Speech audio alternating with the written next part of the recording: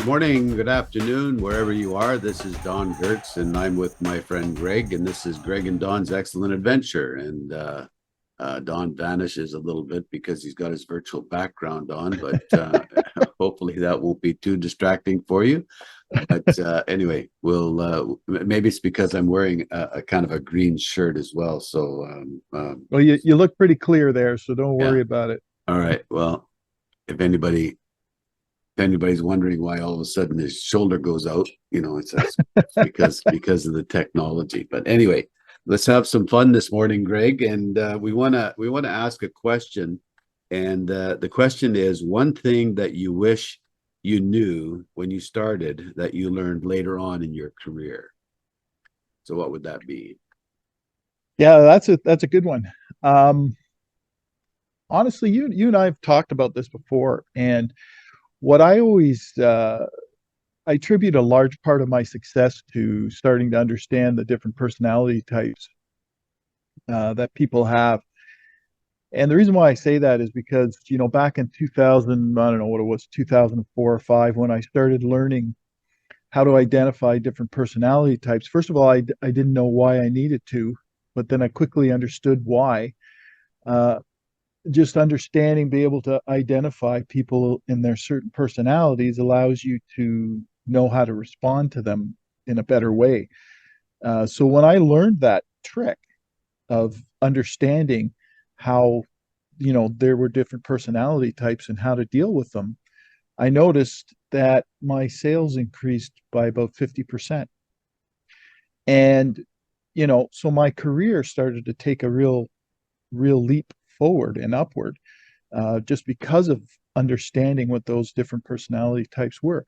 So for me, why it was so important was because I was able to actually communicate better, understanding what the motivations were of other people and their types, like their personality types, understanding their motivations, what inspired them, what didn't inspire them, the way they actually, how they make decisions about what they do. This was huge for me understanding what I needed to give them to help them make a decision as to whether or not whatever it was I was selling was right for them. So yeah, it really, I wish I learned that way earlier in my career than just in my 40s, because that was a significant step forward for me. Yeah, for me it was the idea that I should have kept better track of who my clients were, because a lot of our business in real estate is comes from a repeat and referral business. And Mhm. I think, looking back on it, I didn't always do the best job of nurturing those relationships. And I mean, it could be partly because that's my personality type. My personality style is that I'm not really a people type of person.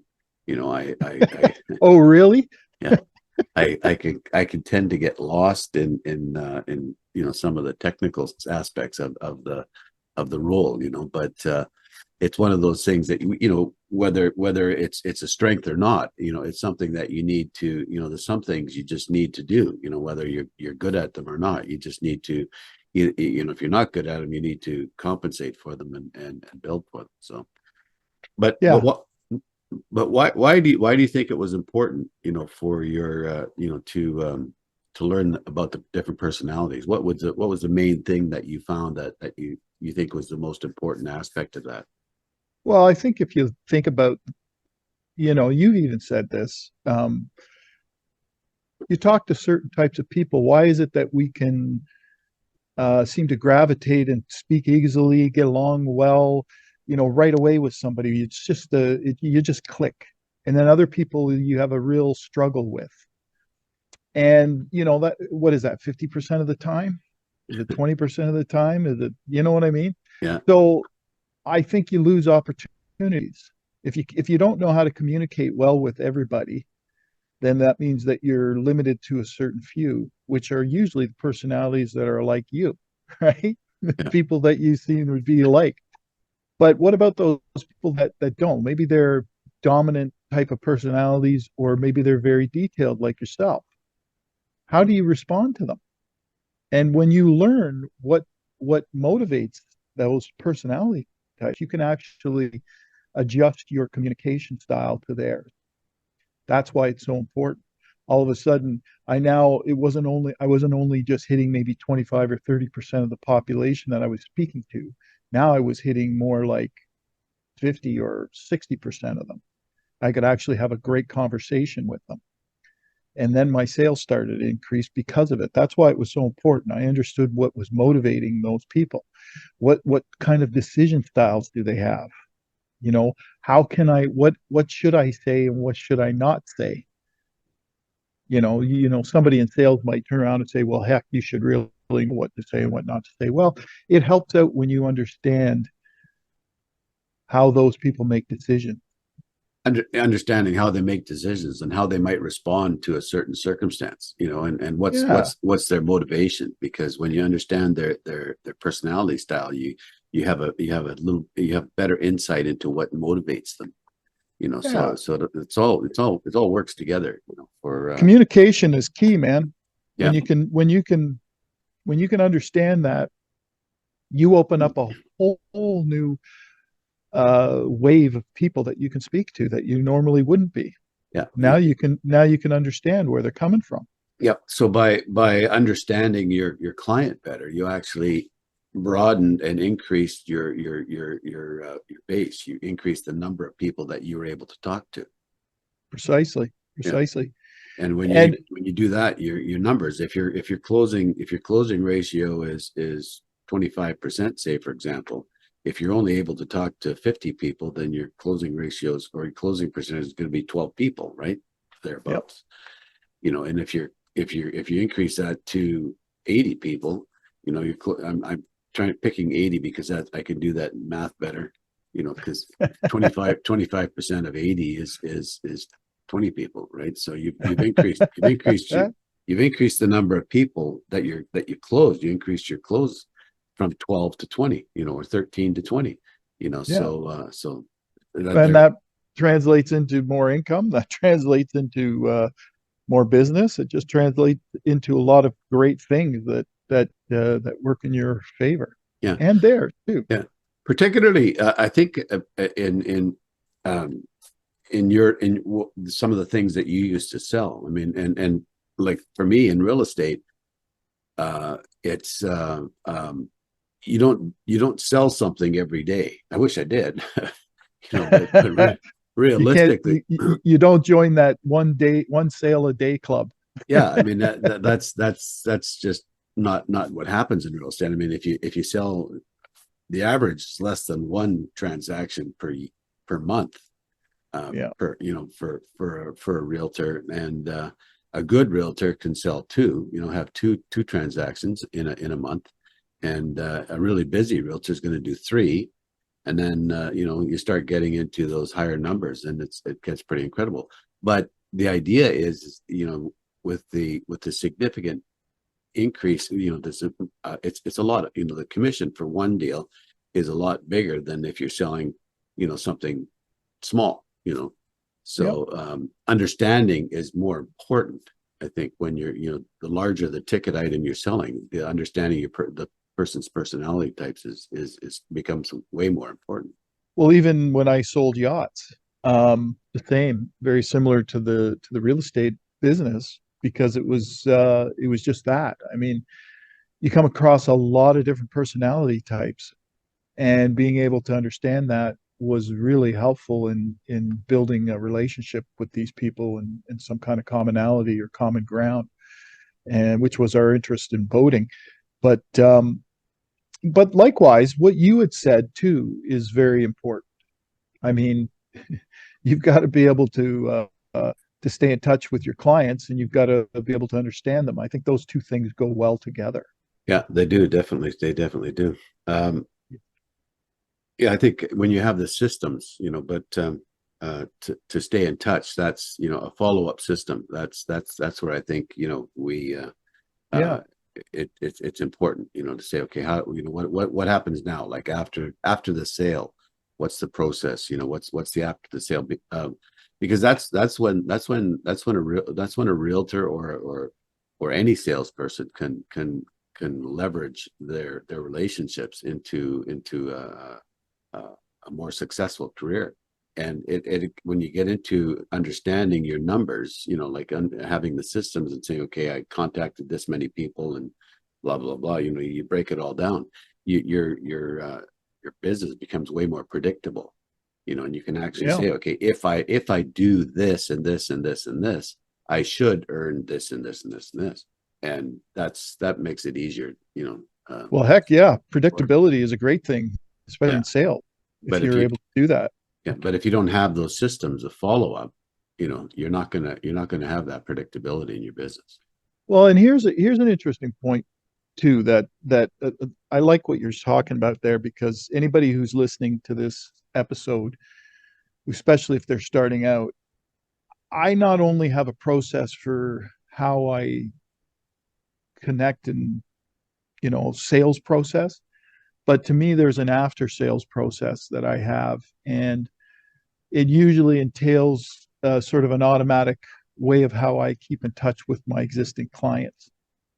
Now, it's not every day that I do that, obviously, but a couple of times a month, there's some kind of touch that goes out to them that basically says, I'm still here, I'm interested in who you are and what you're doing.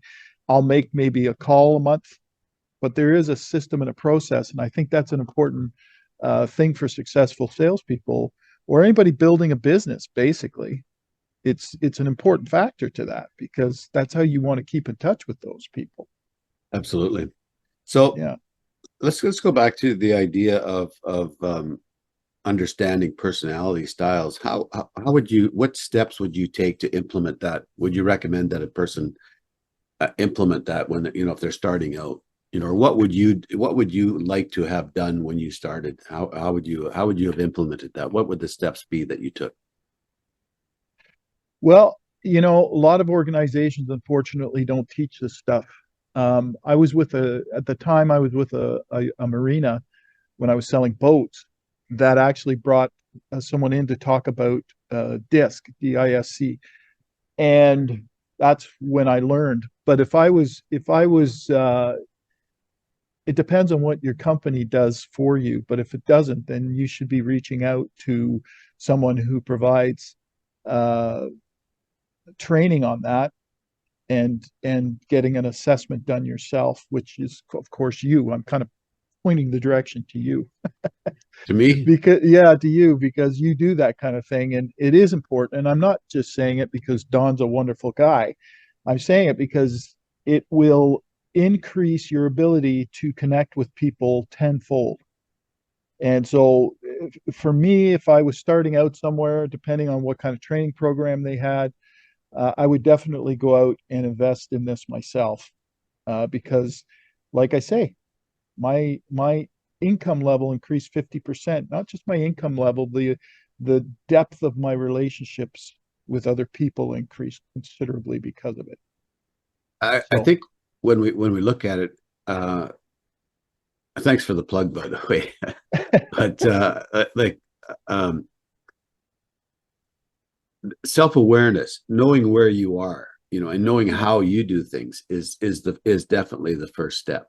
And then because that knowing how you respond to certain circumstances will help you understand why someone else might do it. But it also opens your eyes to your blind spots, because we all have our own blind spots. So being self-aware of what your blind spots are, like say you're a high, you mentioned the dominant type of an individual. So say you're a high D type of salesperson, which is a lot of salespeople are high D type salespeople. Your tendency is to just go for the win, right? Like that's your tendency, is to just say, okay, I need to close this sale. So that's that you're driving towards that. But then if you come up against somebody, or come up, where you're trying to serve somebody like myself, which is a high S, I want to have time to make a decision. So I'm gonna maybe drive you crazy, because I want time to make my mhm. decision, and you want me to make the decision right away. But if you understood who you were, you could maybe make an adjustment to the way that you sell, if you recognize my style as well. So Yeah. that's where it becomes very, very valuable. And I Yeah, think, and that's where the rubber hits the road for sure, because that's where you start learning. yeah, You learn and you earn at the same time, because I'll tell you something, that's when you're able to understand what somebody else's style is, you can actually ride that to help them get what they want. You know, the most important thing is when you're starting out, no matter what it is you're doing, whether you're a solo act like a real estate agent or boat sales guy or selling insurance, whatever it is, find a company or someone like Dawn and uh, pay the money to learn to get your own assessment done, understand where you're at if you haven't done that. Dawn mentioned a very good point about self-awareness, because that's what this is all about. I teach a course on self-awareness, clarity, and setting your goals and hitting your goals. And that's all part and parcel of that. And that's important. So invest the money in yourself, find out what your personality type is, if you don't already know, and then find someone who can sort of teach you how to go through this process in understanding other people's types of personality. That's yeah. what I would do. Sometimes I find it interesting that we're willing to spend lots of money on advertising that doesn't always work, but we're loath to spend money developing ourselves. You know, Oh, it's crazy. It's I've said that so many times. It's unbelievable how much money is spent, how much good money is spent, and it's good, it works, but then how much money is spent that doesn't work on marketing. When in fact, some of that budget should probably go to your personal development or professional development, I should say. And when you start to get to that point, it pays off huge. yeah. I think Warren Buffett said that the best place or the best thing you can do in building a business is to develop yourself first.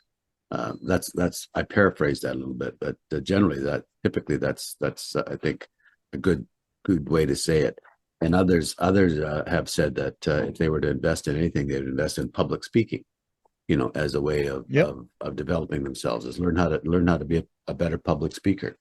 You know, so there's lots of Well, things we can do to develop ourselves. You know, but the whole idea, yeah, you know, it starts I think with knowing who you are, knowing what your strengths are. absolutely. You know, yeah, It all starts there with your mindset, who you are, where you're at in your life, yeah, and all of that makes a huge difference in your result in the end.